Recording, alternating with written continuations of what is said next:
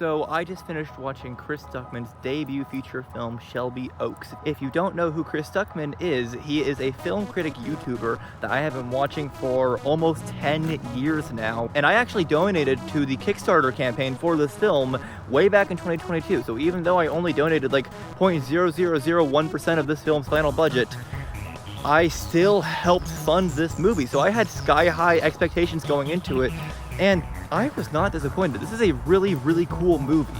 While it's not perfect, which we'll get to that, this film is extraordinarily well directed. The atmosphere is so good in this film. There's a lot of really cool shots, amazing cinematography, some really, really well-crafted scares, including a couple jump scares that actually got me. And the film's story is also really cool. It tells this really interesting story that I'm not going to spoil. It has a really cool mystery that unravels in a very cool way. It blends genres of different kinds of horror in a really interesting way. It blends found footage, fake documentary, investigative horror, and I thought it was all really cool.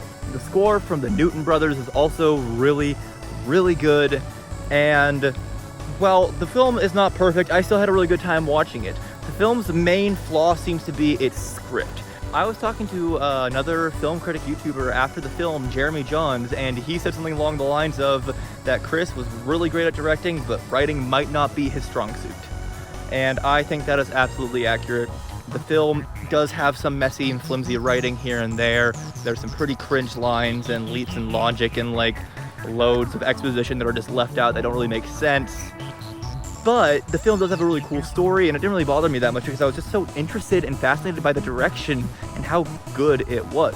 The middle chunk of the movie is also very meandery. It kind of just wanders around doing nothing for about 20 minutes, just very much so padding the runtime. It felt like Chris had a really great 70-minute film that he had to pad to be feature length in order to get Neon to pick it up or something. But I'm just nitpicking at this point because I really like this movie. I think it is absolutely worth checking out. I think that you should absolutely support Chris Stuckman and his vision because at the end of the day, I had a really good time with it. I'm feeling a very strong 3.5 out of 5. Definitely go support this film in theaters.